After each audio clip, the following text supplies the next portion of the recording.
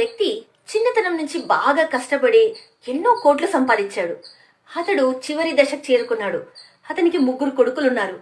ఈ డబ్బును ఎవరికి ఇవ్వాలి, ఎవరి ఆధీనంలో ఉంచాలి అని అతనికి అర్థం కాలేదు.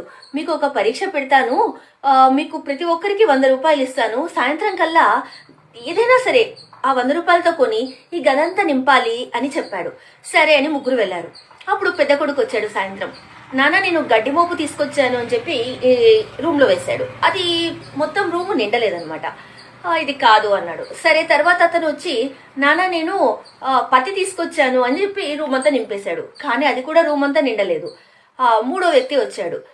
సరే నాన్న నువ్వేం తెచ్చావంటే నేను ఒక 25 రూపాయలు అనాథ శరణాలయంలో ఇచ్చేశాను, ఇంకొక 25 రూపాయలేమో దేవుని గుళ్ళో వేశాను, ఇంకా 50 రూపాయల్లో నేను 10 రూపాయలు కొవ్వొత్తి తెచ్చాను, మిగిలిన డబ్బులు ఇంకా మిగిలినానా అని కొవ్వొత్తి వెలిగించాడు. అప్పుడు ఆ రూమ్ అంతా వెలుతురు నిండింది. చూసారా, మనము ఎంత సంపాదించినా ఏం చేసినా అది రూమ్ అంతా ఎలా స్ప్రెడ్ అయిందో అలా మనం నలుగురికి సహాయపడి నలుగురిలో మంచి పేరు మనం సంపాదించాలి.